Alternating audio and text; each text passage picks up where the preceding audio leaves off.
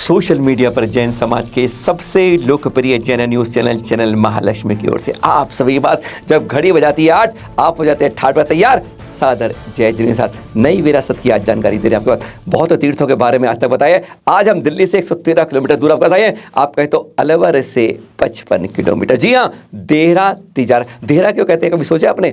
देहरा भी मंदिर का ही एक शब्द है। आज इस अतिशय क्षेत्र के बारे में, चंदा प्रभु का यह अतिशय क्षेत्र, जहाँ पर कहते हैं, यहाँ पर जहाँ से प्रतिमा निकली थी ना, वहाँ की रज आज भी लोग मस्तक पर लगाते हैं। कहते हैं रोग शोक सब दूर हो जाते हैं, मनवांछित फल मिलता है। ऐसी मनोहरी प्रतिमा है। अभिषेक करो, शांति धारा करो और मस्तक पर लिया गंधोदक लगाए तो कहते हैं एक बार चमत्कार सा। यह भक्ति और श्रद्धा का चमत्कार। आज इसी पर एक एक्सक्लूसिव रिपोर्ट चैनल महालक्ष्मी की आपके पास देहरा तिजारा वाले हमारे चंदा प्रभु बाबा जी। और सबसे पहले चैनल महालक्ष्मी ने एक्सक्लूसिव बनाई जिस दिन था हमारे चंदा प्रभु का जन्म और तप कल्याणक। यह दृश्य देख रहे हैं आप, गजब के दृश्य एक्सक्लूसिव चैनल महालक्ष्मी कैमरे खींचे हुए। सूरज भी उस दिन चंदा प्रभु के प्रतिमा के पास मंदिर में नतमस्तक होने के लिए अपनी किरणों को बहजाते हुए इस तरह आया था। हतप्रभ थे हम जब कैमरे में चित्र कैद हो रहे थे। सूरज की किरणें इस तरह से शायद आपने कभी ना देखी हो जो आज दिखा रहे हैं।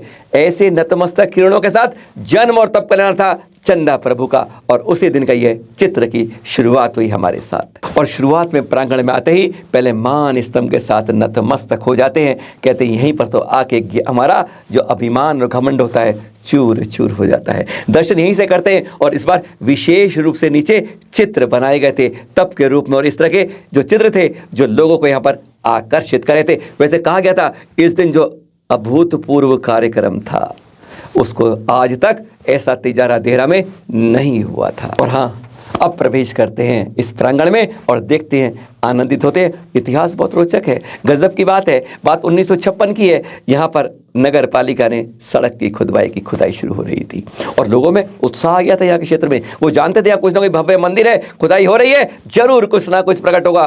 पर धीरे धीरे आशा निराशा में बदलने लगी।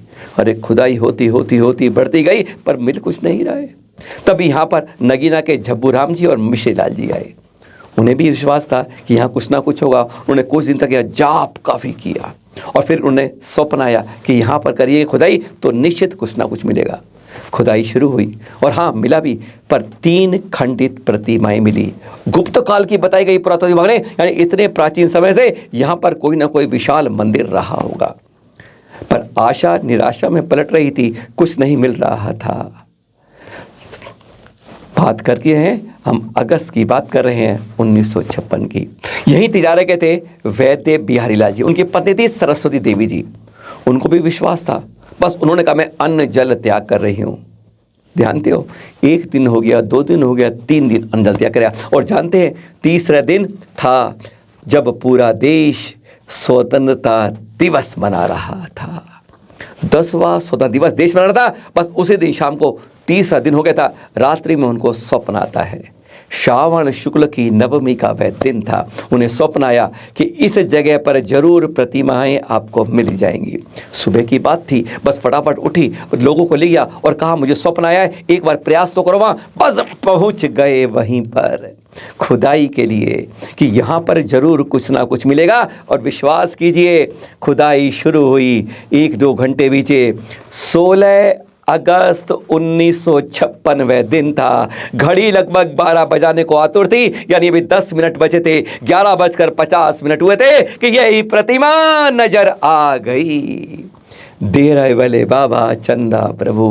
कहते हैं ऐसी अतिशयकारी प्रतिमा थी जिसने तब देखा हर के अंदर अंदर समृद्धि की वातावरण हो गया। खुशियां आ गई, टेंशन खत्म हो गई, तनाव दूर हो गए, हर के अंदर जय जयकारों का नारे शुरू हो गए। और यही देहरे वाले प्रकट हो गए 16 अगस्त 1956 को। यह दुर्लभ तस्वीर और देख लीजिए, 67 साल पहले की है। उसी दिन की है जब प्रतिमा थी।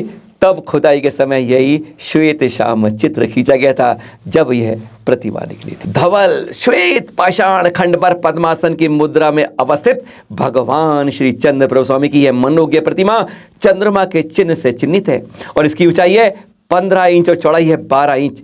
समस्त सांसारिक पातकों को धो डालने वाली यह प्रतिमा विक्रम संवत 1554 की है और इस पर उत्कीर्ण लेख में निम्नलिखित लिखा हुआ है, संवत 1554 वर्षे वैशाख सुदी तृतीया श्री काष्ठा संगे पुष्कर गणेब श्री मलई कृति देवा ततपट्टे गुणभद्र देव तदामनाय गोयल गोत्रे मंकन सोहो लाई पुत्र तोला तारे तुत्र 3 गजाधरु जिनदत्त त्रिलोक चंद्र एतेषाम मध्य से तोला 3 इदम चंद्र प्रम प्रतिष्ठापितम। रोचक बात यह है वही मंदिर बना जहां प्रतिमा निकली थी और जहां से निकली थी अब हम वह दृश्य आपको दिखा रहे हैं।